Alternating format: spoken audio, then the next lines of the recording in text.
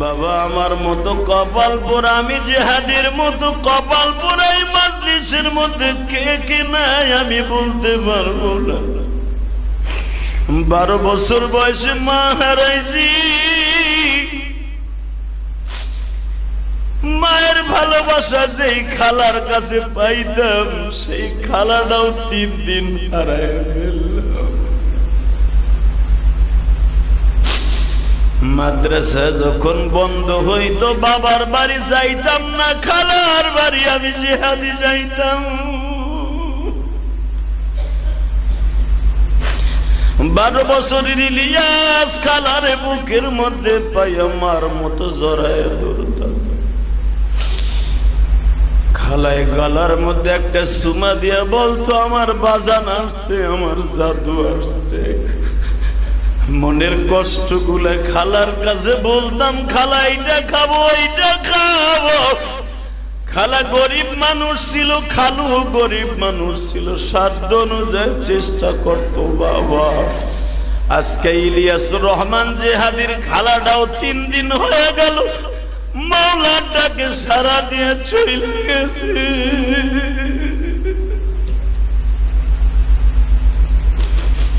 12 বছর বয়সে মা হারায়া কাছি কত জায়গায়,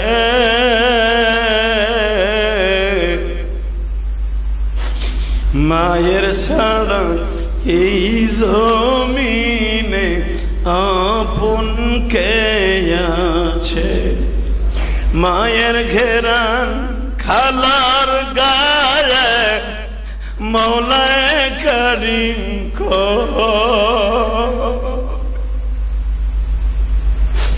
মায়ের ঘেরান খালার গায়ে আল্লাহ তাআলা কো। সেই খালাও চইলা গেল এতিম আমি। আল্লাহ তুমি যেথায় রাখো ভালো রাখো মা খালা, তোমার কাছে কেঁদে কেঁদে দোয়া করে যাই। আমার ভাইরা বন্ধুরা, শুধু আজকে একটা কথা পর্যন্তই রাখবো, এই দুনিয়ায় যার মা নাই বাবা নাই সে বুঝবা মা কি জিনিস গো, সেই বুঝবা। কিন্তু মা যদি চলিয়া যায়, যদি আমার মতো খালার কাছ থেকে মায়ের আদর পাও, তোমার আর বুঝাইতে হবে না খালা কি জিনিস গো। আর আমার খালা এত ভালোবাসার পিছনে একটাই কারণ ছিল, আমার খালাকে জীবনে একটা সন্তান আল্লাহ দান করে নাই বাবা। আমরা 3টা ভাই ছিলাম, আমার খালার জানের জান প্রাণের প্রাণ। ওই খালারে গত 2 দিন আগে কবরে শোয়া চোখের পানি দিয়া মালিক রে বুঝায় বুঝায় কইছি, মালিক আমি গুনাহগারকে যে আদর দিয়া ভালোবাসা দিয়া জন্ম দিয়া যেই খালা কবরে গেল, ওই খালারে তুমি কবরে দেইখা রাখো।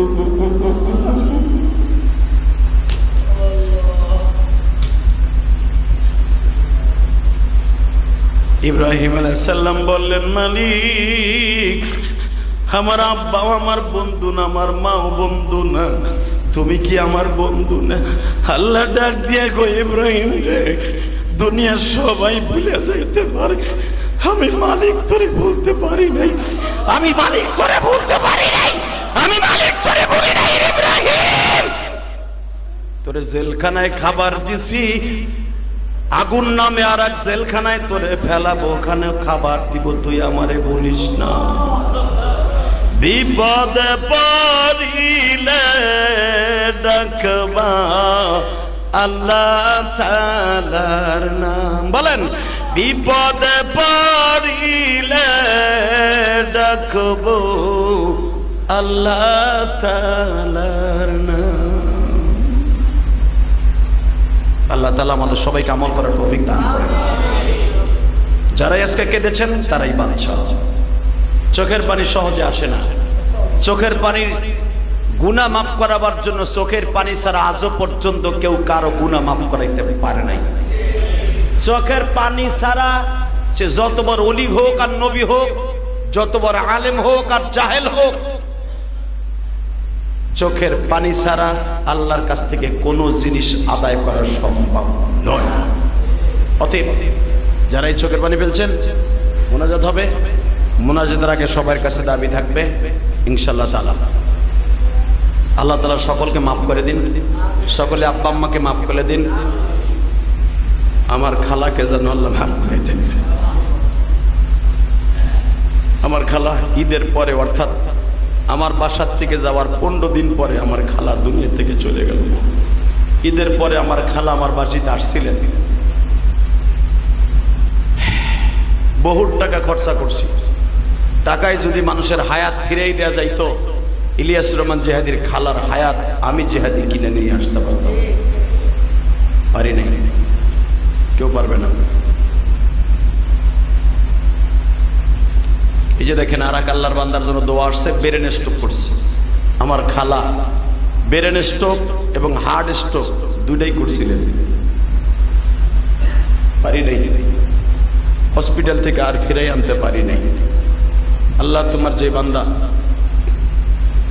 ব্রেন স্ট্রোক করেছে, আল্লাহ সুস্থ করে দাও। ব্রেন স্ট্রোক যে কত কষ্টের, এটা আমার খালা দুনিয়ার থেকে দেখে গেছে।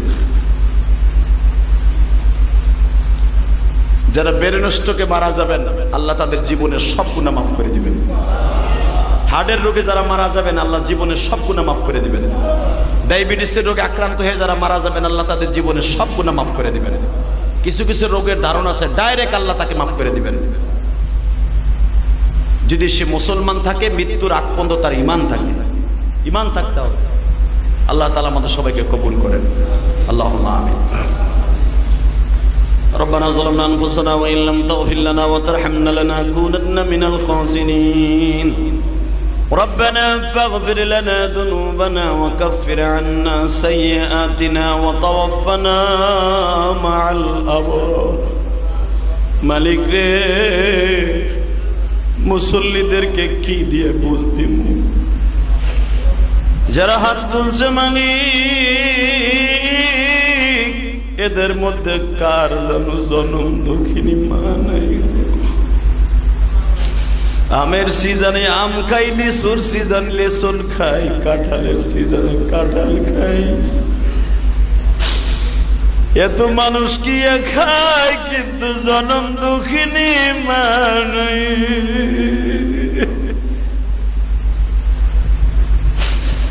অনেকের মা দুঃখিনী বেঁচে আছে, বাবা দুঃখ মিয়া কবরে চলে গেছে। আহারে বাবার মতো দরদি এই জগতে নাই গো মালিক।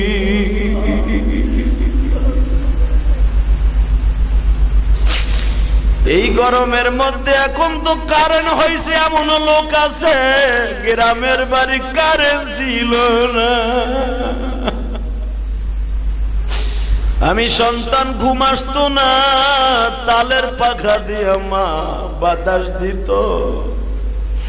মা বাতাস দিতে দিতে ঘুমায়া পড়ত, বাবা আবার পাখাটা হাতে নিত।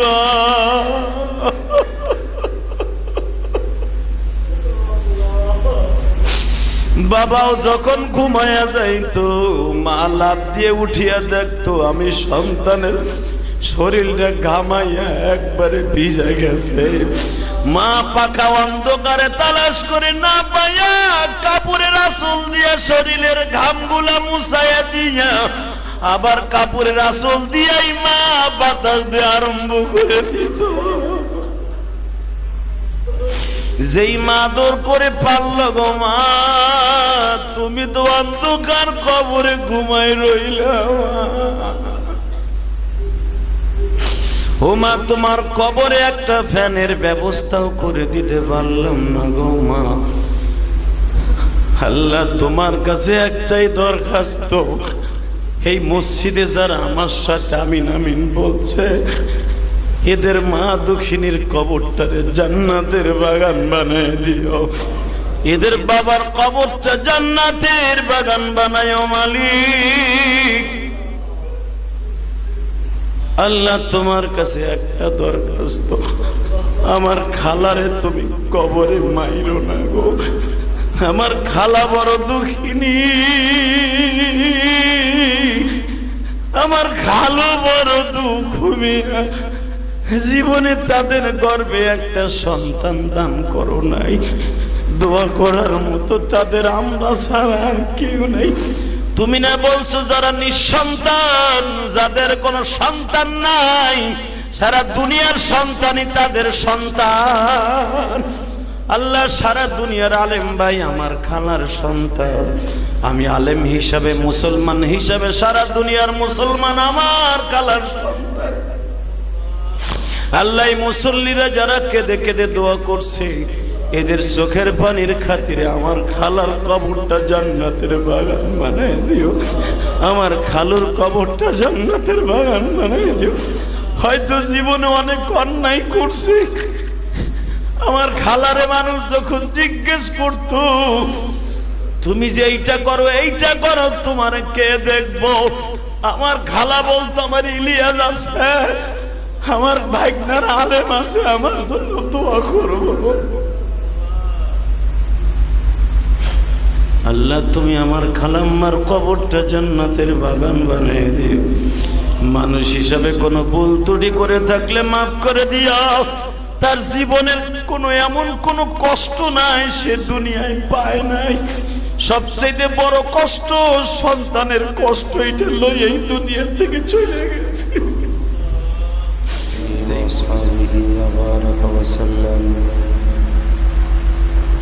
اللهم صل على محمد وعلى آل محمد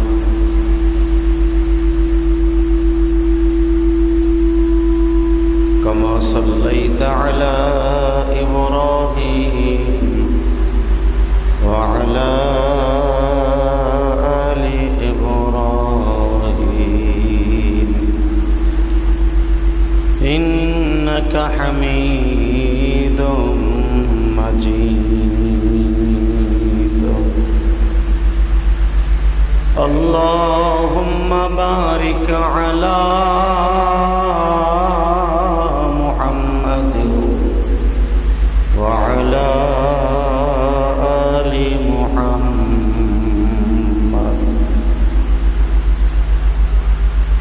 كما باركت على إبراهيم وعلى آل إبراهيم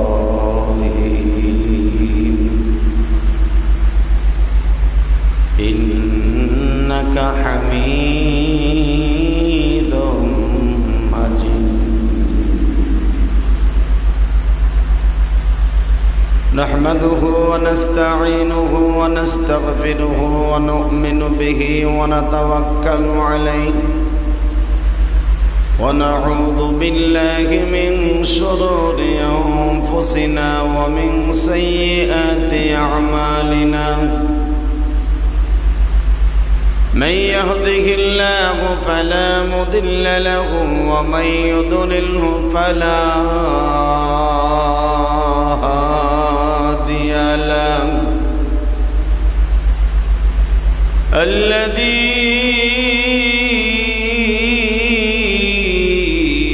أرسل رسوله بالهدى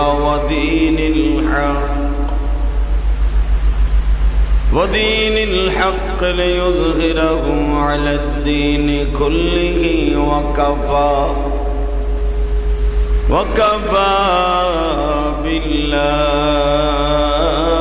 شهيدا.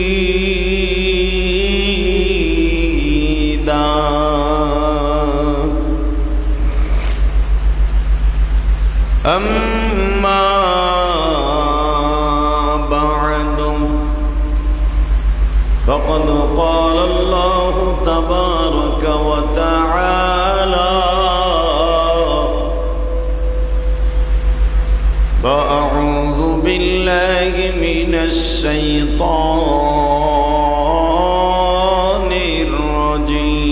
الرجيم بسم الله الرحمن الرحيم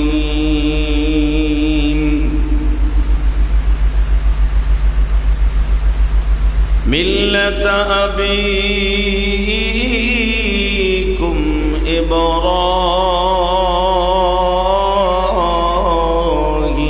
إبراهيم هو سماكم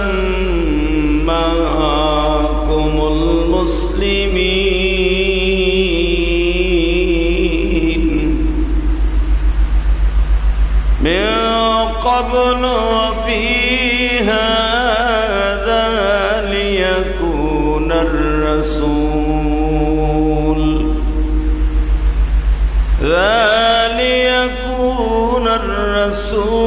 شهيدا عليكم وتكونوا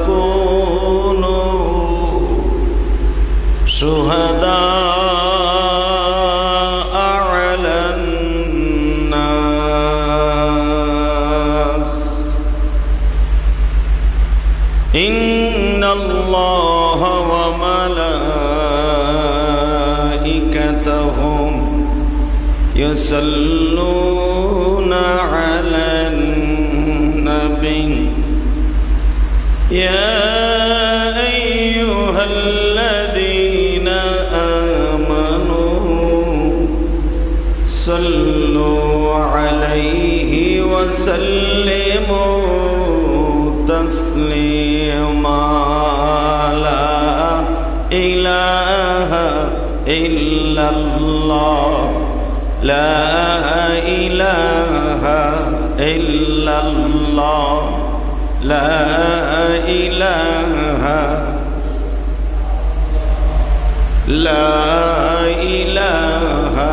إلا الله لا إله إلا الله لا إله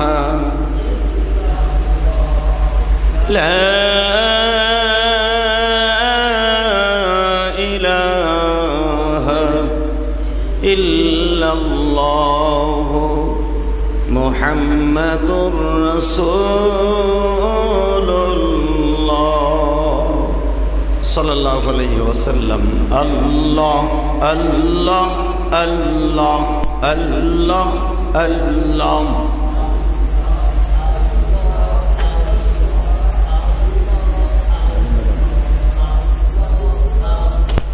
الله الله الله الله الله الله الله الله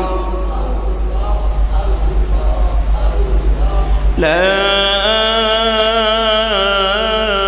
إله إلا الله محمد رسول الله আল্লাহর জাকিরিন শাকিরিন মুহিব্বিন মুবাল্লিগিন আল্লাহর প্রিয় মাহবুব বান্দারা আল্লাহ সুবহানাহু ওয়া তাআলার দপ্তরে লাখো কোটি শুকরিয়া আদায় করছি যেই মহান প্রতিপালক আপনাকে আমাকে পবিত্র জুমার দিনে আল্লাহর ঘরে আগে আগে এসে বসবার তৌফিক দান করেছেন ওই মহান সত্তার শুকরিয়া জোরে সোরে বলি আলহামদুলিল্লাহ সবকিছুর মালিক আল্লাহ সবকিছুর মালিক কে হায়াতের মালিক যিনি রিজকের মালিক তিনি সুস্থ রাখার মালিক তিনি অসুস্থ রাখার মালিকও তিনি আল্লাহ এই দুনিয়ার নিয়ম হলো আসছি একা যাব একা সাথে কেউ যাবে না ঠিক না ঠিক দুনিয়ায় সিস্টেম আছে আল্লাহ রাব্বুল আলামিন কারোর রিজিক একটা দানা তার দুনিয়ায় বাকি থাকতে আল্লাহ কাউকে জমিনের থেকে বিদায় করবেন না। এটা আল্লাহ পাকের নিদর্শন, আল্লাহ পাকের ক্রেডিট। একটা দানা পানি, একটা রেজেক এই জমিনে তার বাকি থাকতে আল্লাহ এই দুনিয়ার থেকে তাকে নেবেন না।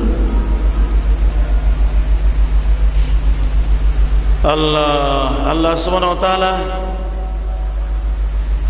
তার কালামে কালিমের মধ্যে বলেন, হায়াতের মালিক আমি, রিজেকের মালিক আমি, সুস্থ রাখার মালিক আমি, অসুস্থ রাখার মালিকও আমি। বান্দা মনে রাখবা, কুল্লু নাফসিন যায়কাতুল মাউত, মৃত্যুর শরবত একদিন না একদিন পান করতেই হবে।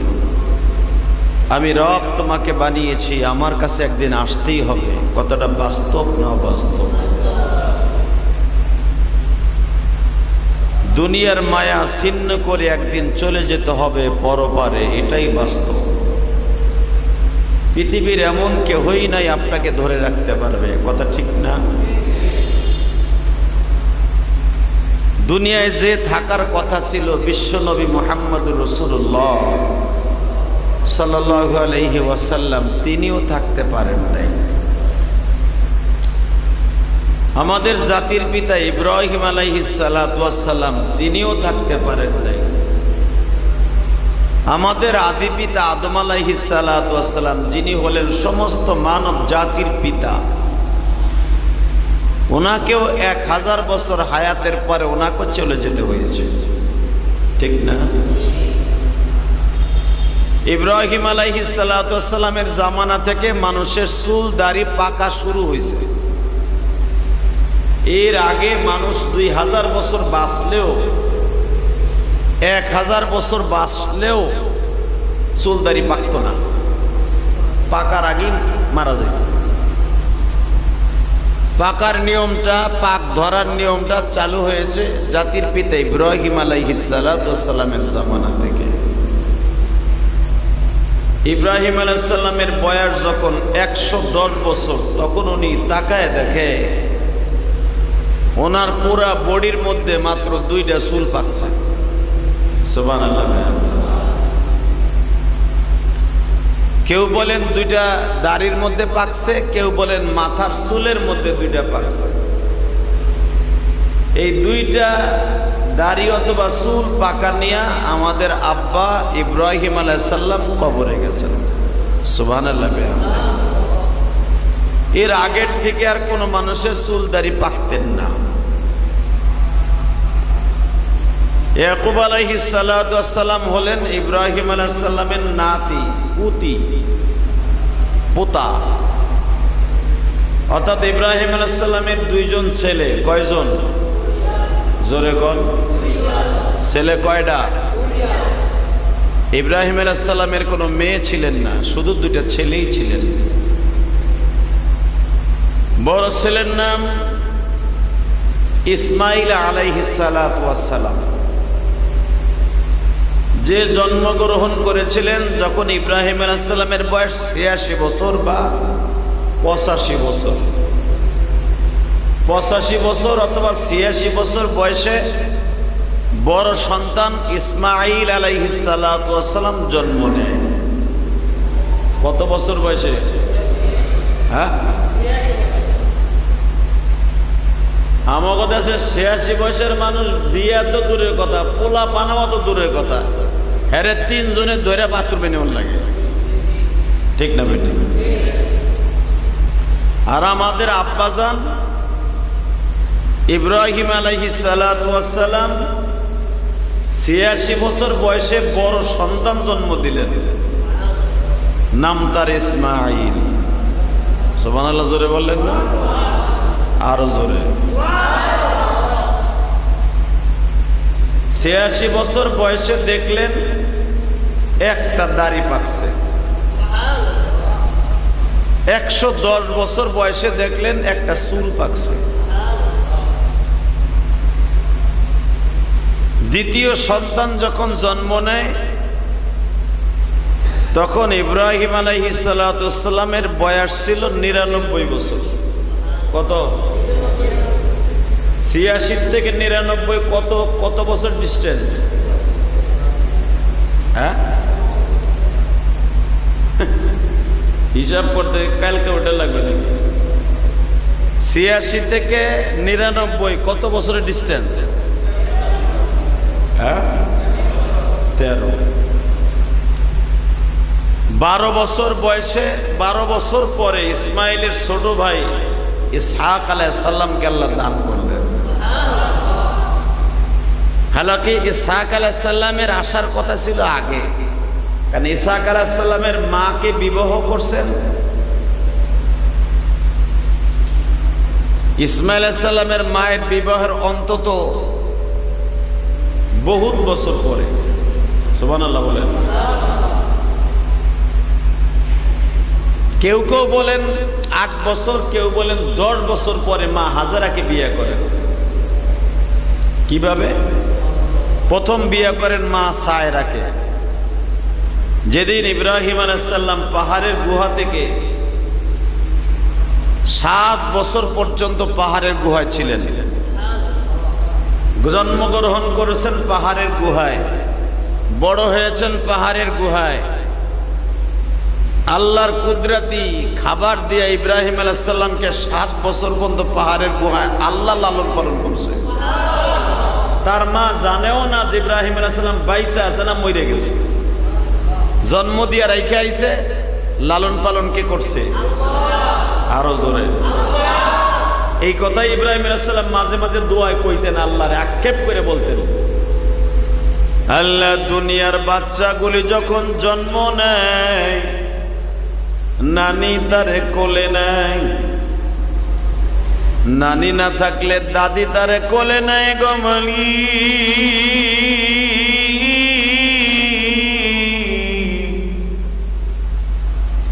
আমি ইব্রাহিম এমন একজন কপাল পোড়া মানুষ, জীবনে কেউ জন্মের পরে আমার গালের মধ্যে একটু মধু দেয় নাই, এমনকি মায়ের স্তনের তৃপ্তি সহকারে দুগ্ধ পান করি নাই। 7 বছর পর্যন্ত আমি পাহাড়ের গুহায় ছিলাম। আল্লাহ,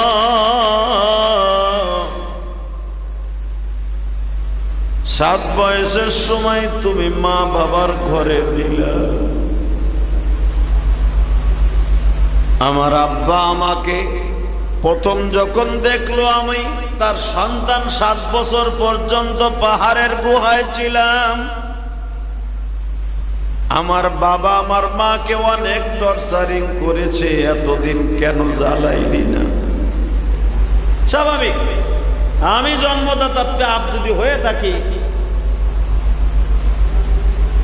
ইব্রাহিম আলাইহিস সালামের বাবা প্রথম অস্বীকার করছিলেন যে অবশ্যই তুই এটারে পালক আনছস। 7 বছর পর্যন্ত আমার ছেলে জন্ম নিছে, পাহাড়ের গুহায় বড় হইছে, হুট করে তুই আমার আইনা বলতেছ এইটা তোমার পোলা, নাম ইব্রাহিম, এটা আমি মানি না। যদি আমার ঔরসের হয় 100% ভাবে তুই একদিন না একদিন আমার 7 বছরের ভিতরে জানাইতি।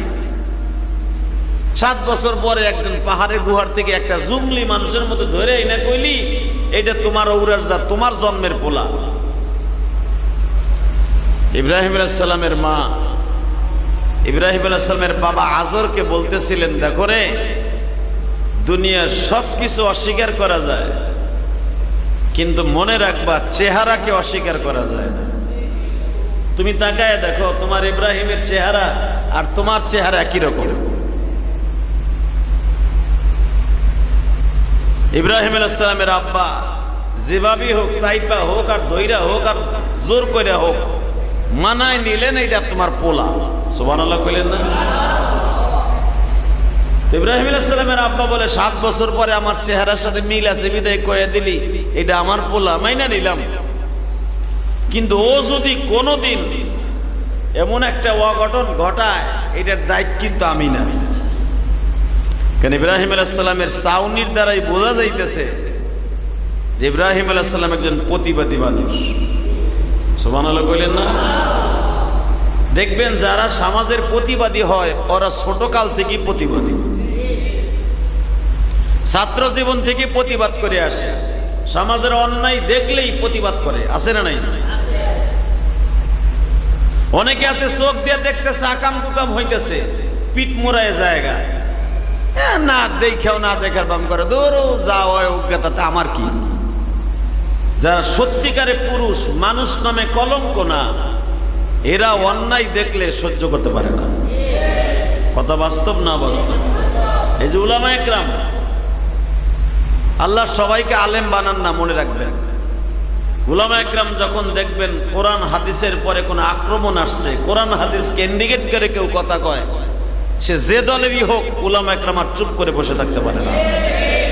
ফাঁসি দিবে, জেল কাটাবে, সমাজে নষ্ট হবে, তাকে তোহমাত দিবে, সমাজ থেকে তাকে বহিষ্কার করবে, সমাজ থেকে তাকে বাদ দেওয়া হবে, দুনিয়ার সব মানুষ তার বিরোধী যাবে, ওই পরও তখন উলামা একরাম করে না। ওরা ঠিক না ঠিক? জোরে বলেন, আরো জোরে। উলামা একরামের মুখ কেউ বন্ধ রাখতে পারে না, কারণ জাতির পিতা ইব্রাহিমের শিক্ষা উলামা একরামের ভিতরে আল্লাহ ঢুকাই দিয়েছে।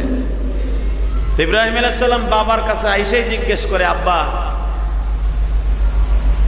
তুই আমার আব্বা কস, তুই কোনদিন তোর বাপরে দেখছ? বলে একটা জিনিস মনে রাখবা, তোমার রক্ত আমার গায়ে আছে, এই রক্তের বেলাটি তোমাকে আব্বা বলে দিয়েছে। ইব্রাহিম আলাইহিস সালামের আব্বা অর্থাৎ নমরুদের দেহরক্ষী, যে বডিগার্ড, তার তো আর জ্ঞান বুদ্ধি কম না, তা না হলে তো আর নমরুদে তার বডিগার্ড বানাইতো না, পিএস বানাইতো না। ইব্রাহিমের চেহারার দিকে তাকায় বলে, তোরে দেখতে তো খুব মায়া লাগে রে বাপ। আর ইব্রাহিম আলাইহিস সালামের চেহারা হুবাহু আমার নবীর মতো ছিল। আরো জোরে বলেন। এমন একটা মায়া ছিল চেহারার মধ্যে, এমন একটা মায়া আল্লাহ জাতির পিতা ইব্রাহিমের চেহারার মধ্যে ঢুকায় দিছে, তারে দেখলেই মানুষ পাগল হয়ে যেত। যেরকম ভাবে আমি দেখাই দেই, ইব্রাহিম আলাইহিস সালামের চেহারার মতো চেহারা ছিল ইউসুফ আলাইহিস সালামের। ইউসুফ আলাইহিস সালাম সারা পৃথিবীর ভিতরে এক নাম্বার চেহারার অধিকারী ছিলেন আমার নবী ছাড়া। ইউসুফ আলাইহিস সালাম ছিল ইব্রাহিম আলাইহিস সালামের পুতি, অর্থাৎ ইব্রাহিম আলাইহিস সালামের ছোট ছেলের নাম ইসহাক আলাইহিস সালাম, ইসহাক আলাইহিস সালামের বড় ছেলের নাম ছিল ইয়াকুব আলাইহিস সালাম, ইয়াকুব আলাইহিস সালামের 11 নাম্বার ছেলে, অর্থাৎ 10 নাম্বার ছেলে ছিলেন ইউসুফ আলাইহিস সালাম। আরো জোরে কর। তাহলে বুঝেন, ইব্রাহিম আলাইহিস সালামের চেহারা যদি এমন হয়, ইউসুফ আলাইহিস সালামের চেহারা কেমন ছিল? ভাইরা আমার, বন্ধুরা আমার, ইব্রাহিম আলাইহিস সালাম বললেন, আব্বা তোমার নাম কি? কে তোর মা তোরে কয় নাই আমার নাম কি? মার কাছে জিজ্ঞেস করি নাই, মা বলেও নাই, বলে আমার নাম আজর। কিন্তু ইব্রাহিম আলাইহিস সালামের আব্বার নাম ছিল তারেক। নাম কি? জোরে কর। ইব্রাহিম আলাইহিস সালাম তার বাপের প্রথমই জায়গায় সূরা আম্বিয়ার ভিতরে আসছে, আব্বা তোমার নাম কি? আমার নাম আজর। ইব্রাহিম আলাইহিস সালাম বললেন, তোমার নাম আজর হইতে পারে না, কারণ আজর হলো এই দেশের বড় একটা শয়তানের নাম। নাউজুবিল্লাহ বলেন না? আল্লাহু আকবার জোরে বলেন। যখন বলছে বড় শয়তানের নাম, আর আজর ছিল ওই জামানার সবচেয়ে বড় খোদার নাম। ইব্রাহিম আলাইহিস সালাম বললেন এটা শয়তানের নাম। ইব্রাহিম আলাইহিস সালামের বাপ তার মায়ের ডাক দিয়ে কয়, আমি না কইছিলাম তোর এই পোলা বদমাইশ হইব?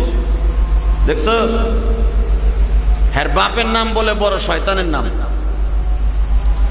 ইব্রাহিম আলাইহিস সালামের মা কয়, তাহলে আসল কথা কও, তোমার নাম তো আর আজর না, তোমার নাম হলো তারেক। সুবহানাল্লাহ বলেন না? ইব্রাহিম আলাইহিস সালাম বলেন, এইবার ঠিক আছে, তোমার নাম তারেক। তাহলে আজর তোমার নাম রাখছে কেন? আজর নামে মূর্তিটা তোমার ঘাড়ের উপরে থাকে, তোমার বড় শয়তান খোদা নমরুদ দেয়, ওইটারে সেবা দেয়, এর লেগে তোমার নাম আজর হয়েছে। পাহাড়ের থেকে আইয়াই প্রতিবাদ শুরু করলেন। আল্লাহু আকবার। 7 বছর বয়সের থেকে আমার আব্বা, আপনার আব্বা ইব্রাহিম আলাইহিস সালামের প্রথম প্রতিবাদ তার বাবার সাথে, প্রথম যুদ্ধ তার বাবার সাথে। তোমার নাম আজর হতে পারে না, তোমার নাম তারেক। আর যেই মূর্তি তোমার ঘাড়ো থাকে ওইটা কিছু করতে পারে না। ডাইরেক্ট কোরআন শরীফের আয়াত, আসনামাকুম আলিহাতানা, যারা তোমরা পূজা করো এটা তো কিচ্ছু করতে পারে না। তুমি যেটারে মাথায় করে নিয়ে, ঘাড়ে করে নিয়ে তোমার খোদা নমরুদ্দের সামনে ধরো, সে সকালবেলা ওইটা নমায়ন ঘগায়ন ঈশ্বর হরিপদ মহামানায়ন পাদং পাদং ফং ফং কইতে থাকে বদমেশে। এটা কোনোদিন খোদা হইতে পারে না। আর তোমার খোদায় যেটাকে বিশ্বাস করে সেবা দেয় ও কোনোদিন আসল খোদা হতে পারে না। ইব্রাহিম আলাইহিস সালামের আব্বা তারেক ওরফে আজর, ওয়াইদ ক্বালা লিআবিহি আজর, কোরআনে আল্লাহ বলেন ওই মূর্তির নামের পরে যদি আজর হয়ে থাকে আমি আল্লাহ তাকে আজর বলে ডাক দিলাম। তো যাই হোক, ইব্রাহিম আলাইহিস সালাতু ওয়াস সালাম গর্তের থেকে, পাহাড়ের গুহা থেকে এসে প্রতিবাদ শুরু করলেন। প্রতিবাদ করতে করতে ইব্রাহিম আলাইহিস সালামের বয়স 12 বছর হয়ে গেল। সুবহানাল্লাহ বলেন। কত? জোরে কোন?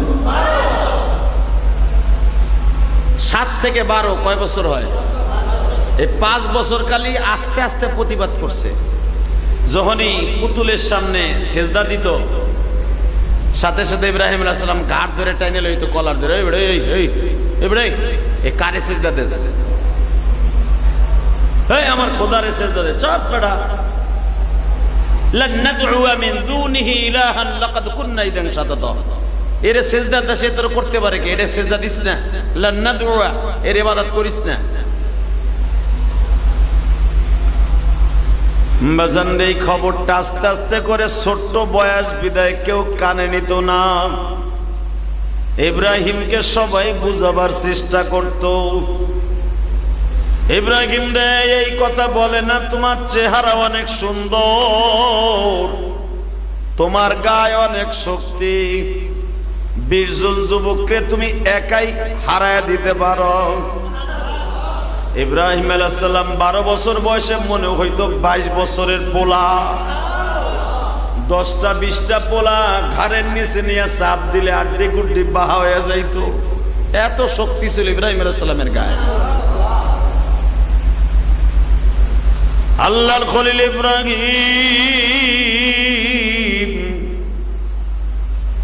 এই 5 বছর পর্যন্ত প্রতিবাদ আরম্ভ করে দিলেন। এমনি এমনি আল্লাহ তাকে বলে নাই মিল্লাতা আবিকুম ইব্রাহিম হুয়া সাম্মাকুমুল মুসলিমিন। সমস্ত মিল্লাতে মুসলমানের আব্বা ইব্রাহিম। এ জোরে কান, এমনি এমনি কইছে মিয়া।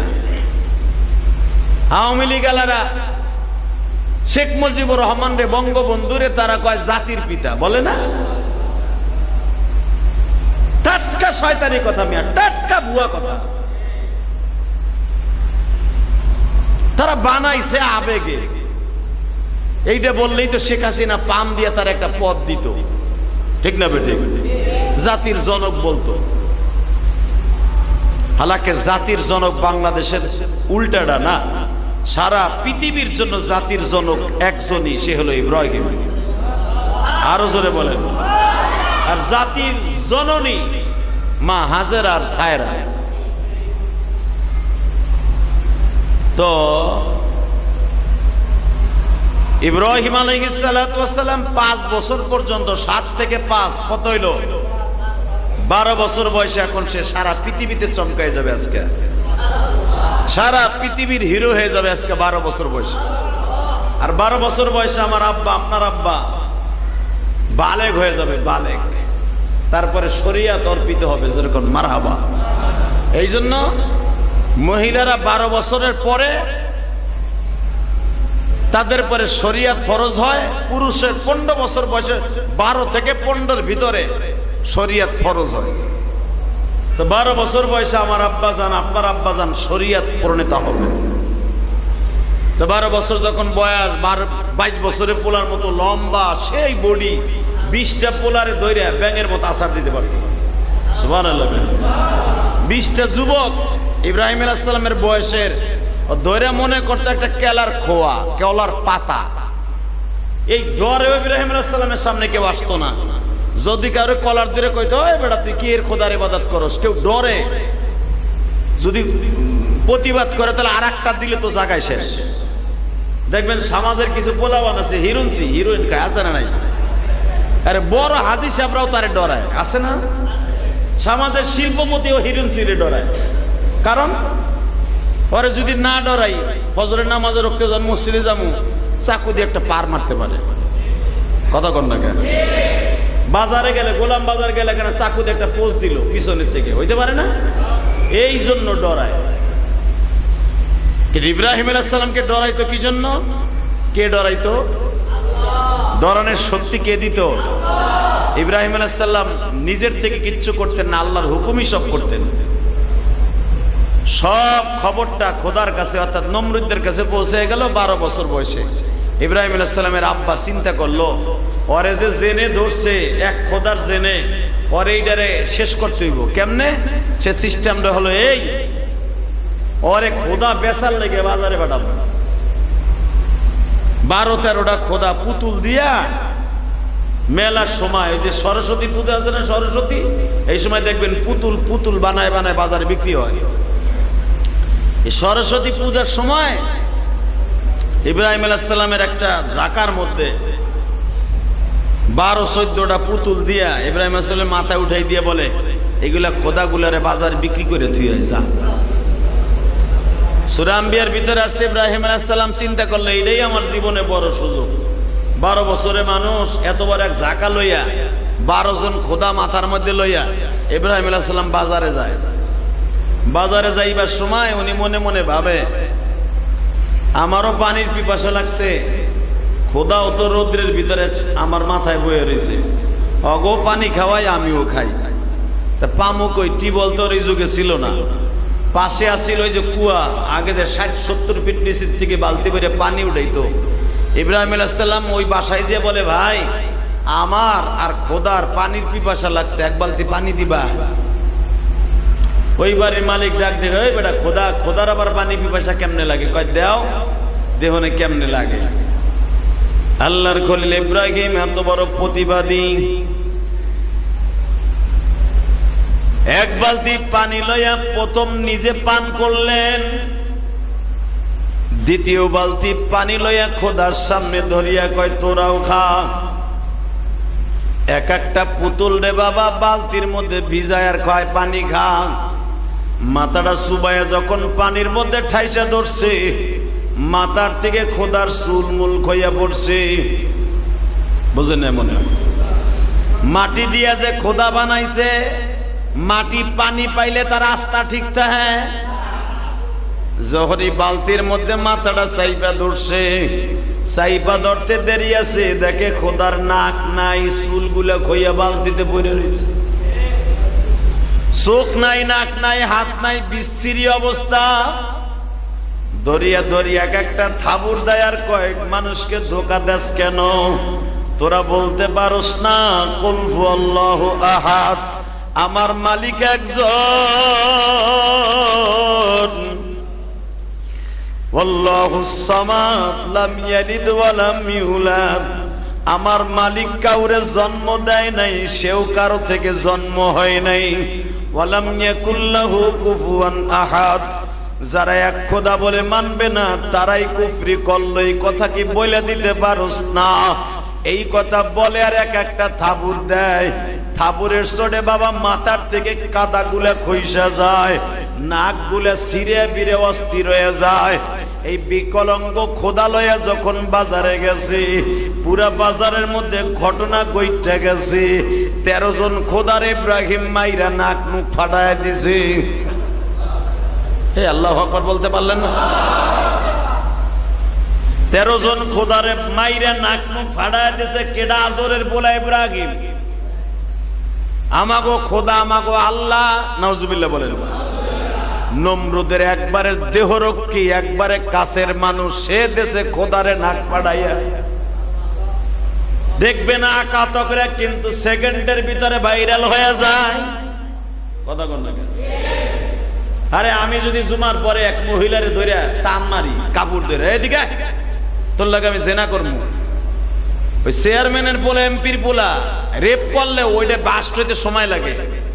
একজন হাদিস সাহেব, একজন আলেম সাহেব একটু খারাপ কাজ করার সেকেন্ডের ভিতরে সারা দুনিয়া ভাইরাল। কথা কর না কেন? ইব্রাহিম আলাইহিস সালাম খোদার নাক মুখ ফাটায় দিছে, খবরটা বড় খোদা বড় শয়তান নমরুদদের কাছে চলে গেছে। সূরা ইব্রাহিমের মধ্যে আসছে, আমার মালিক বলেন, নবীজি আপনার আব্বা ইব্রাহিম এত বড় প্রতিবাদী ছিলেন, 12 বছর বয়সে নমরুদের সামনে দাঁড়ায় বলে, আমি তোর সামনে কখনো মাতানত করি নাই, করব না, আমার বাবা করতে পারে, আমি তোর সামনে করতে রাজি না। আপনার আব্বা ইব্রাহিমকে নমরুদ জেলখানায় আটকায় ফেললো 12 বছর বয়সে। তাহলে বোঝা গেল জেলখানা শুধু চোর চোরটা বদমাশ হিরুঞ্চি গাঞ্জা করার লাগে নয়, দুর্নীতিবাজদের জন্য নয়, দুনিয়ায় নবীদের জন্য জেলখানা। কথা কন না কেন? দুনিয়ায় বড় বড় ইমামরা সবাই জেলখানায় মরছে। দেখেন আমি এক একজন ইমামের নাম নিতেছি, আমরা নামাজ পড়ি যার ইত্তেবায়, তার নাম ইমাম আবু হানিফা। এই আমাদের ইমামের নাম কি? তাও তো জানো না, গোড়ার ডিম নাম কি? আমরা কোন মাযহাবের? হানাফি মাযহাবের। বলেন কি মাযহাব? এই হানাফিকে ইমাম আবু হানিফা। আর যারা এখানে হাত বাঁধে এটা হলো হাম্বলি মাযহাব। মালিকিন মাযহাব, ওরা হাত বাঁধে না, হাত ছেড়ে দেয়। এই কত কোয়ালিটির নামাজ আমার নবী জীবনে পড়ছে, অনেক ভাবে নামাজ পড়ছেন। আমাদের মাযহাবের নামাজ হলো নাবির নিচে নামাজ পড়া। প্রশ্ন আসতে পারে, নামাজ এক, খোদা এক, কোরআন এক, হাদিস এক, এত ডিভাইডেড কেন, এত মতনৈক্য কেন? আসতে পারে কি পারে না? হ্যাঁ, প্রশ্ন আসে না?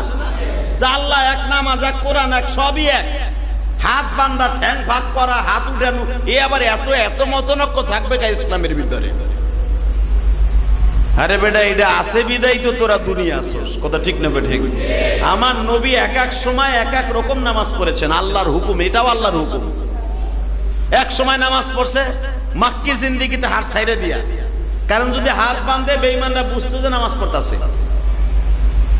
নবী আমার আস্তে করে সূরা কিরাত ঠিকই পড়তাছে, বেঈমানরা মনে করবে নামাজ পড়তাছে না, এ খাড়াই রইছে।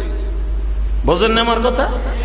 হাত ছাইড়ে দিয়ে শুধু নামাজের নিয়ত করে নবী কিরাত পড়তেছে নামাজের মতো। এই এক কোয়ালিটির নামাজ মাক্কি জিন্দেগিতে পড়ছে।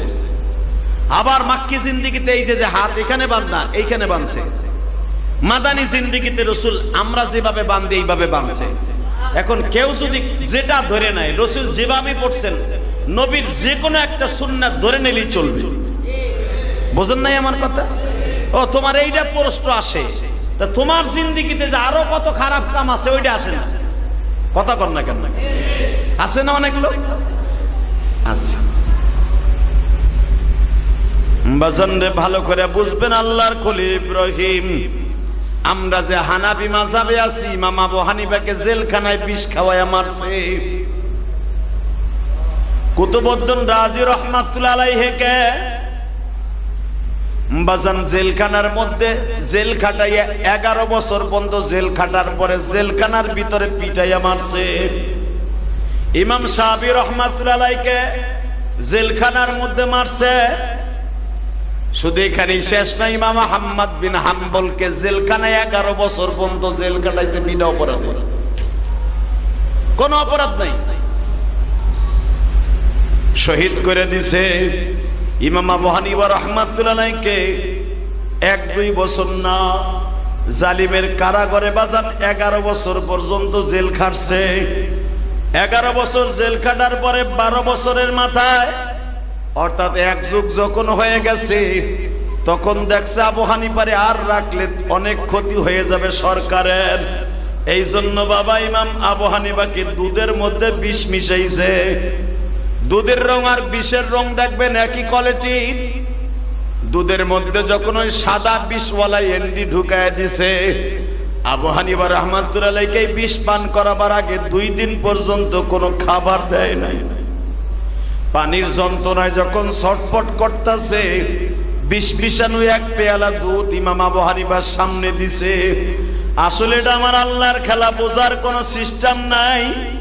দুধগুলা খাইতে দেরি আছে বাবা, মাত্র 5 মিনিটের ভিতরে ঠোঁটটা বাবা কোলবালিশের মতো উঁচু হয়ে গেছে। যেই জায়গা দিয়া বিষের ক্রিয়া ঢুকছে, দুধ ঢুকছে, নারী বুড়ি গুলা বাবা অ্যাসিডের মতো জ্বলে গেছে। এই ঠোঁট দিয়ে একটু বিষের ক্রিয়া লাগছিল, ঠোঁটটা জ্বলে একবারে কোলবালিশের মতো উঁচা হয়ে গেছে। ঠোঁটের গোশতগুলা জড়িয়া জড়িয়া পড়তেছে। পায়খানার রাস্তা দিয়া নারী বুড়ি গুলা পয়সা পয়সা বাইরে হইতেছে। বিষ খাওয়ার পরে একদিন ইমাম আবু হানিফা বেঁচে ছিলেন। একদিনের মধ্যে দেখে আমার বিশ্বনবী জেলখানার মধ্যে হাজির হয়ে গেছে। ইমাম আবু হানিফাকে বুকের মধ্যে নিয়ে আমার বিশ্বনবী বলে, আবু হানিফা রে, কষ্ট নিস না, আমার কলিজার টুকরা হাসান, আমার ফাতেমার কলিজার টুকরা সন্তান, বড় সন্তান হাসান, হাসানকে তো ইয়াজিদ বিষ খাওয়াইয়া শহীদ করছে। আহারে চিন্তা করিস না রে নওমান, বিষ খাইলেই সে জাহান্নামে যায় না। তুই মনে মনে ভাবতাছ আমার বিষ খাওয়াইছে, আমি কি শহীদ হইলাম? নওমান রে, আমি নবী জেলখানায় কেন আসছি জানোস নি? আমি আসছি আমার আবু হানিফাকে ডিক্লার দিতে আসছি, তুই হইলি এই জামানার বড় শহীদ। আবু হানিফা রাহমাতুল্লাহ ইন্তেকালের আগে আমার নবীর দেখে মুস্কি মুস্কি হাসে। নবী আমার হাসানকে সাথে করে নিয়ে আসছে। হাসান রে, আবু হানিফারে বুঝতে আরে বিষ খাওয়াবার কারণে মনের মধ্যে বড় কষ্ট। আমি শহীদ হইলাম, বিষ খাইয়া হইলাম কেন? আমার মালিক আমার বিষের ক্রিয়ায় মারলা। আমার হাসান তুই বলিয়ে দে, কিয়ামতের মাঠে যখন জান্নাতে মানুষ শহীদরা যাবে, আমি হাসানের গাড়িতে, ইমাম নওমান তুমি আমার গাড়িতে জান্নাতে যাইবা। কেন আমার 3 নাম্বার বিবি, আমি হাসানকে দুধের সাথে বিষ খাওয়াইছি। আমি যদি বিষ খাই আমি হাসান শহীদ হইতে পারি, তুমি নওমান অর্থাৎ আবু হানিফা তুমিও শহীদ।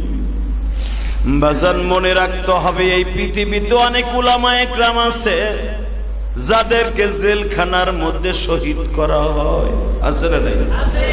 এই যে সাইদিনে মারল মিয়া, ইঞ্জেকশন পুশ করে মারছে বেচারা। অক্সিজেনের অভাবে লোকটা মারা গেছে। সবই তো পিজে হসপিটাল, আমি শুনছি কিভাবে তারে মারছে। ভালো করে বুঝবেন গো বাবা, জেলখানায় শুধু চোর চোরটা বদমাশ হিরুনসি গাঞ্জা করা যায় না, জেলখানায় শুধু রেপ কইরা যায় না, জেলখানায় শুধু দুদকের মামলায় যায় না, জেলখানায় শুধু দেশদ্রোহীরা যায় না, জেলখানায় নবীরাও বিনা অপরাধ কইরাও যায়। কথা বল না কেন? আমার আব্বা, আপনার আব্বা 12 বছর বয়সে জাতির পিতা ইব্রাহিম জেলখানায় গেলেন। ইব্রাহিম আলাইহিস সালাম 12 থেকে 17 বছর পর্যন্ত বাবা জেলখানায়। কত বছর হলো? 12 থেকে, মনে রাখবেন 7 বছর বয়সে গুহার থেকে, অর্থাৎ পাহাড়ের গুহা থেকে বাবার বাড়ি। 5 বছর প্রতিবাদ করতে করতে 12 বছর বয়সে জেলখানায় ঢুকলেন। 12 বছর থেকে বাবা কয় বছর? 5-এর সাথে মিল আছে না? হ্যাঁ, এ বাজান ভালো করে বুঝবা, 5 বছর পর্যন্ত জেল খাটার পরে সিদ্ধান্ত হইল ইব্রাহিমকে আর বাঁচাই রাখা যাবে না। ইব্রাহিমনে কেমনে মারবো? খাওয়ান বন্ধ করো, গোসল বন্ধ করো, পরন বন্ধ করো।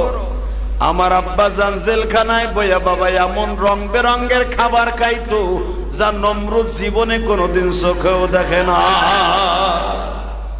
খাবার দেয়ার মালিককে, না দেয়ার মালিককে? ইব্রাহিম আলাইহিস সালামকে জেলখানার ভিতরে জান্নাতের খাবার খাওয়ায় আল্লাহ।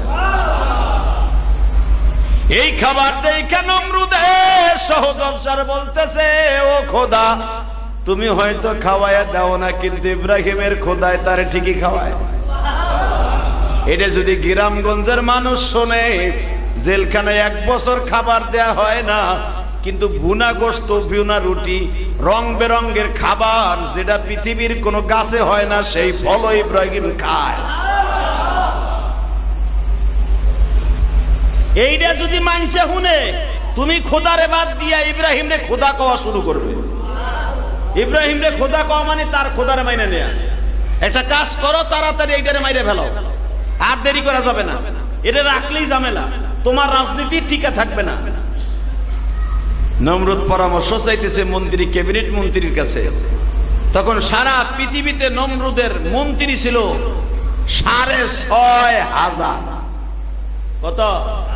সারা পৃথিবীতে মন্ত্রী 6,500 মন্ত্রী ছিল। আপনাকে বাংলাদেশ জরায়ও 1 মন্ত্রী আছিল, উনি শ্রীলঙ্কায় বাস করত। এই বাংলাদেশ শ্রীলঙ্কা থেকে শাসন করত।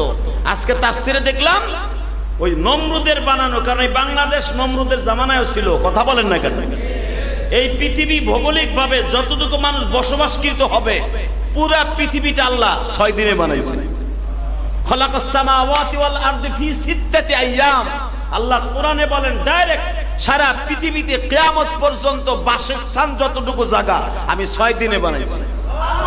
কয় দিনে? জোরে কোন? কয় দিনে? আমার কথা? আমার বাপের কথা? কার কথা? খালাকাস সামাওয়াতি ওয়াল আরদি ফি 6 আইয়াম। আমি সারা দুনিয়া বানাইছি 6 দিনে। জমিন বানাইছি 1 দিনে। কয় দিনে? নদী বানাইছি 1 দিনে, গাছ বানাইছি 1 দিনে, অক্সিজেন বানাইছি 1 দিনে। সুবহানাল্লাহ কইলেন না? গেল কয় দিন? ঘোড়ার ডিম বুঝু 60 দিন গেছে। কয় দিন? জোরে কন, আরো জোরে। এরপরে জমিন তো বানাইছে সমতল, জমিন তো উল্টা পাল্টা করবো। পাকিস্তান মাঝে মাঝে, কারণ এই জমিনের নিচে তো পানি, বুঝেন নাই? জমিনের নিচে কি? জোরে কন, আরো জোরে। এই পানি যদি নিচে থাকে, উপরে যদি থাকে কসুরি ট্যাম, জোয়ার ভাটা এক জায়গার থেকে আরেক জায়গায় যায় কি যায় না? তা কসুরি ট্যামের মতো তো মাঝে মাঝে পাকিস্তান যাবে ইন্ডিয়া, ইন্ডিয়া আসবে বাংলাদেশে। ভাইসা কথা কর না কেন? জ্বর ছাড়লেই তো উড়ে বাংলাদেশে একবার যাবে পাকিস্তান, পাকিস্তান যাবে ইন্ডিয়া। প্রতি বছর লাগবে মারামারি, ও কবে এইটা আমার, ও কবে এইটা আমার। কথা কর না কেন? এই 5ম নাম্বার দিনে আল্লাহ বানাইছে পাহাড়। কি বানাইছে? পাহাড় মানে ওয়াল জিবালা আওতাদ। আল্লাহ কোরআনে বলেন ওয়াল জিবালা আওতাদ। এই জমিন কি ঠিক রাখার লাগে কিয়ামত পর্যন্ত পাকিস্তানের জায়গা পাকিস্তান থাকবে, বাংলাদেশের জায়গা বাংলাদেশ থাকবে, ইন্ডিয়ার জায়গায় ইন্ডিয়া থাকবে। এটা খুঁটা স্বরূপ ওয়াল জিবালা আওতাদা। কোরআনে আল্লাহ বলেন এই জমিনকে খুঁটা গাইরা দিলাম পাহাড় দিয়া। আরো জোরে। বাংলাদেশে পাহাড় আছে না নাই? দেখবেন অধিকাংশ পাহাড়গুলো সাগরের পারে। কি লিগা? পাহাড়গুলো আল্লাহ কেন সাগরের সাইডে রেখে দিছে? পাহাড়ের গুলা যদি সাগরের সাইডে না রাখি, পাহাড়ের ঢেউর ধাক্কায় ওই জমিন তছনছ হয়ে যাবে।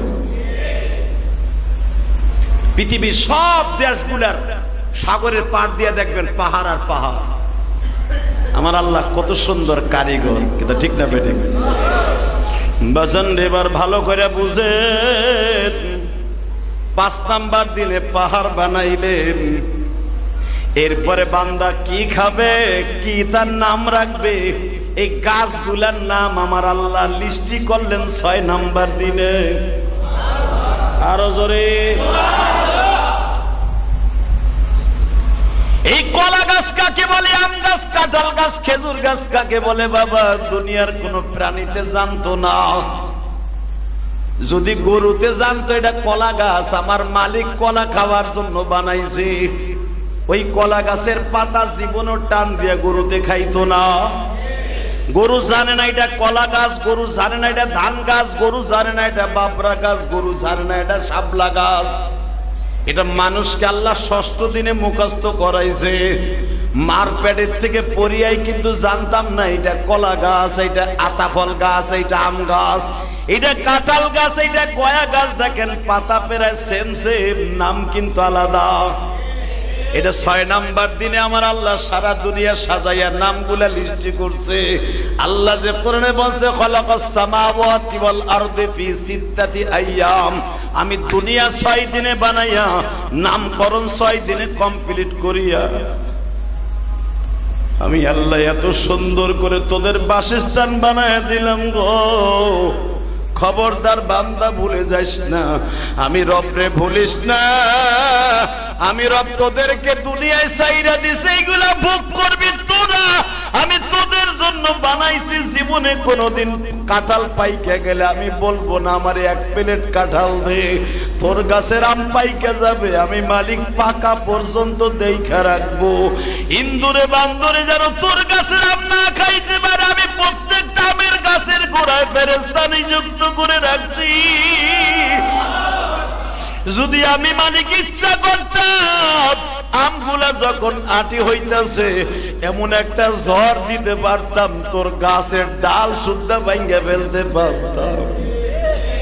আমি আল্লাহ যদি ইচ্ছা করতাম তোর কাঁঠাল গাছে যখন ফুল আসছে আমি এমন কুয়াশা দিতে পারতাম, ফুলগুলো একবারে বটকে হয়ে যাইত, তুই আর কাঁঠাল চোখে দেখতি না। আমি মালিক তোর ফলগুলারে দেইখা রাখছি। কেন জানোস নি? আমের সিজনে আম খাবি, কাঁঠালের সিজনে কাঁঠাল খাবি, গ্যান্ডারির সিজনে গ্যান্ডারি খাবি, আতা ফলের সিজনে আতা ফল খাবি, আনারসের সিজনে আনারস খাবি। আবার এক ধরনের ফল বানায় রাখছি 12 মাস তুই খাবি, যার নাম 12 মাইশা ফল। তোর বাড়ির কাছে যে আম গাছ আছে দেখবি ওটা এক সিজনে আম হয়। তোর বাড়ির কাছে যে কাঁঠাল আছে দুনিয়ার সব বৈজ্ঞানিক মিলিয়াও তোর গাছে 12 মাসে কিন্তু কাঁঠাল পেতে পারবে না। হ্যাঁ, এইটাকে আবার কলম কাটার সিস্টেম আমি মাথায় মাওলা ঢুকাইয়া দিছি। আমার বান্দা 12 মাস ফল খাইতে চাইবো। মৃত্যু ব্যক্তি মরার সময় কইব আমি আম খামু, মৃত্যু ব্যক্তি বলবে আমি কাঁঠাল খামু। তখন ওই মৃত্যু ব্যক্তির ওসিয়ত পালন করার জন্য ফল কই পাবি? আমি মালিক কিছু গাছ রাইখা দিছি 12 মাস তোদের জন্য ফলের ব্যবস্থা। এইটা দুনিয়ার কোন মালিক পারবে না, আমি মালিক পারি। কেন করছি জানোস নি?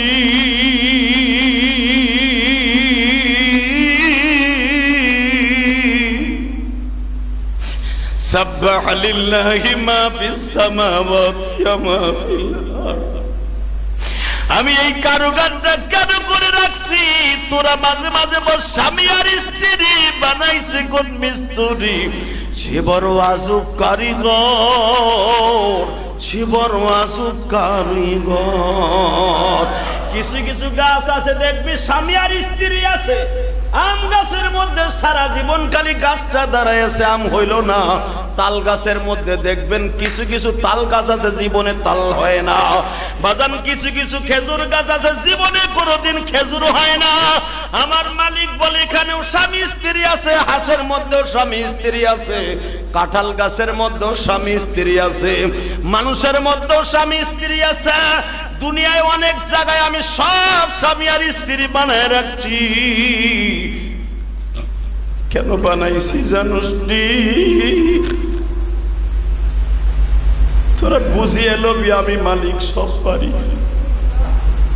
আবার দেখে লবি সুরাটটা একবারে মহিলার মতো, কিন্তু বাজান তারে মানুষে হিজড়া কয়। সে পুরুষও না মহিলাও না, সব মহিলার আকৃতি, কিন্তু বাজান রে তার স্ত্রী লিঙ্গ নাই, পুরুষ লিঙ্গ। কথা কর না কেন? এ বান্দা আমারে কেমনে বুঝা যাচ্ছে? আমার মতো ক্ষমতাশালী পৃথিবীতে কেউ নাই।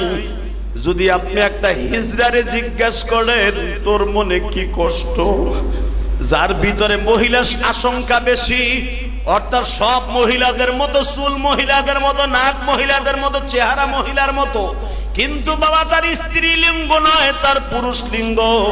আবার দেখবেন বাবা পুরা বডি হইতেছে পুরুষের মতো, বাজান দেখবেন তার স্ত্রী লিঙ্গ আছে, পুরুষ লিঙ্গ নাই। আবার কিছু কিছু হিজড়া আছে, স্ত্রী লিঙ্গ আছে, পুরুষ লিঙ্গ আছে, আছে না নাই?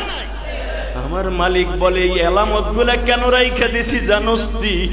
আমি মালিক সব পারি, এটা প্রমাণ করে দিলাম, আমি সব প্রমাণ করে দিলাম। আমার আব্বা জান ইব্রাহিম, আমি দেখবো জাতির পিতা ইব্রাহিমকে কে কে ভালোবাসো বাবা। চোখের পানি ফেলাই এখন এক ফোঁটা পানি দিয়ে আমার মাওলার বুঝায়া কইবা, আমার আব্বারে 1 বছর পর্যন্ত খাইতে দেয় নাই, গোসল করতে দেয় নাই, একটা কাপড় 1 বছর পরিধান করছে, কিন্তু নমরুদ তার খাবার দেয় নাই, পরিধান করার কাপড় দেয় নাই। দুনিয়ার মানুষ না দিলে কিছু আসে যায় না, ওই মালিক কিন্তু না দিয়ে পারে না। কথা বল না কেন? ওই মালিক আছে না? ইব্রাহিম আলাইহিস সালাম মনে রাখবা বাবা, জেলখানার মধ্যে যখন ছিল দেখে পাঞ্জাবি নতুন, জামা নতুন, এমন ঘেরান, কারণ ওই জামাটাই দান করছে আমার মাওলা জান্নাত থেকে। জোরে জোরে জোরে সিদ্ধান্ত হয়ে গেল ইব্রাহিমকে মাইরে ফেলতে হবে ফাঁসির কাস্টে। আর এক গ্রুপ বলতেছে ফাঁসির কাস্টে মারবা, এলাকার মানুষ হরতাল ডাকবে, পরে মারতে হবে আরো কঠিন ভাবে, কেমনে আগুনের মধ্যে ফেলে। যেই কথা কোরআনে আল্লাহ বলেন, যেই বর্ণনা কোরআনে ডাইরেক্ট আসছে, সিদ্ধান্ত হয়ে গেল আগুনটা কেমন প্রজ্বলিত করতে হবে, কেমনে জ্বালাইতে হবে। 1 মাস আগের থেকে আগুন জ্বালাইছে, ওই দুনিয়ার সবচেয়ে দামি দামি কয়লা ঢালছে, সবচেয়ে জ্বালানি সব জ্বালাইয়া জ্বালাইয়া বাবা এত আগুনের প্রখরতা বাড়ছে। 3 মাইল উপর দিয়া যদি কোনো পাখি উড়িয়া যাইতো, ওখান দিয়ে মোমের মতো কইলা যাইতো, এত আগুনের তেজ। ইব্রাহিমে খলিল ওই আগুনের মধ্যে কেমনে ফেলবা? 1 কিলোমিটারের পরে বাড়ি ঘর শুদ্ধ আগুন হয়ে গেছে, ওখানে নিবা কেমনে?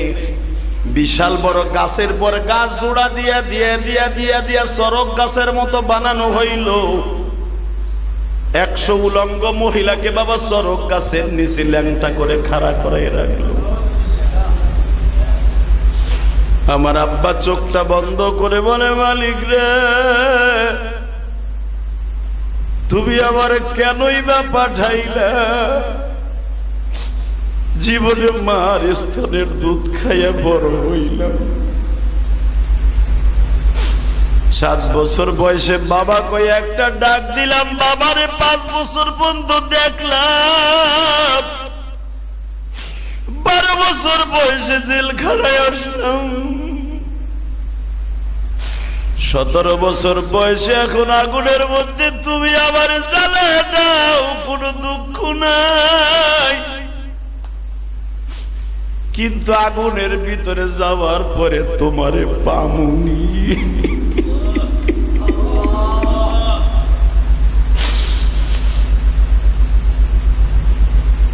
জেলখানার মধ্যে যায় নামাজ বিছায়া বলে, ইন্নী ওয়াজ্জাহতু ওয়াজহিয়া লিল্লাযী ফাতারাস সামাওয়াতি ওয়াল আরদা হানিফাও ওয়া মা আনা মিনাল মুশরিকিন ওয়া মা আনা মিনাল মুশরিকিন ওয়া মা আনা মিনাল মুশরিকিন।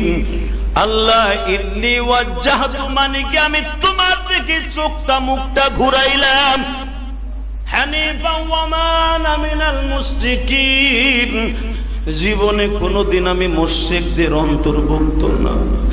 আল্লাহ আমার সাথে ওয়াদা দাও, তুমি আমার জেলখানায় যদি জান্নাতের খাবার খাওয়াইতে পারো, আগুনের মধ্যে কি থাকবা না আগুনের পর্যন্ত তুমি ভাইগা যাইবা?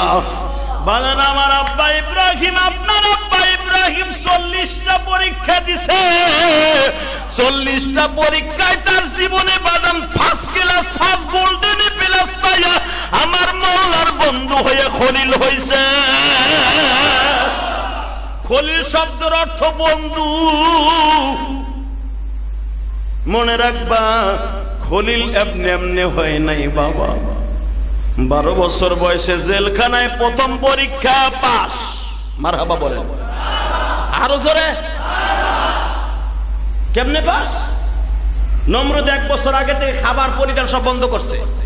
জিব্রাইল মানুষের ভেষ ধরাইছে, কয় আপনার খাবার দাবার নমরুদ বন্ধ করে দিছে, আপনি কই খাবেন পাও? ইব্রাহিম আলাইহিস সালাম বলে, যে আমারে বানাইছে উনি খাওন দিব। জিব্রাইল কয়, আপনি পাস করছেন।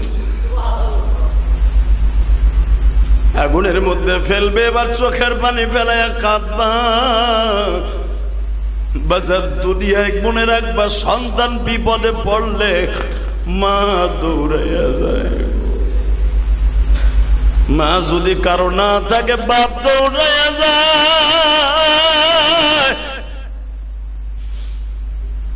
আপনার আমার আব্বা জানের মা বাপ থাকার পরও বাবা কেউ দৌড়াইয়া যায়। বরঞ্চ সবাই সিদ্ধান্ত নিছে, সরক গাছের রশি প্রথম ইব্রাহিমের মা ধরবে, তারপরে তার বাপ ধরবে। ইব্রাহিম আলাইহিস সালাম যখন সরকের উপরে পড়ছে বাবা, চেয়ারের উপরে নিচের দিকে তাকায় দেখে মা রশিটা ধরে দাঁড়ায়। মার দিকে চোখটা ঘুরায় বলে, মারে মা,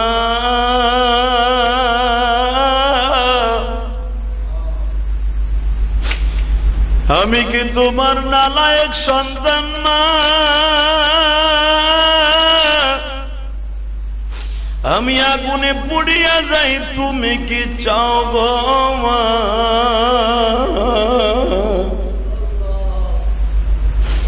আল্লাহর খলিলের মা বলে, আমি মা চাই তুই মরিয়া যা।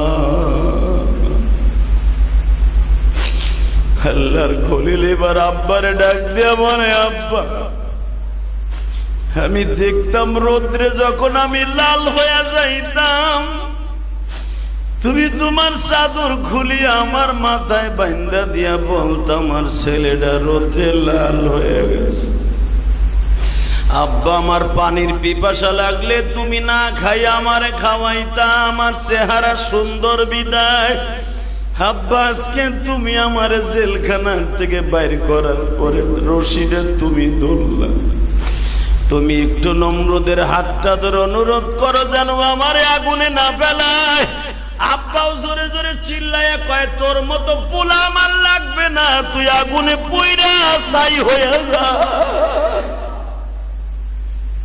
আমি দেখবো আমার জাতির পিতা ইব্রাহিমের সাথে কে কে জান্নাতে যাইতে চাও গো। এই মসজিদের মধ্যে কার জানো জনম দুঃখিনী মা, কার জানো জনম দুঃখ মিয়া বাবা।